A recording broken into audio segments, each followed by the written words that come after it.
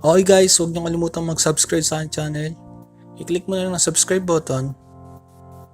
Then i-ring mo na rin ang bell para ma-notify ka sa mga susunod ng video.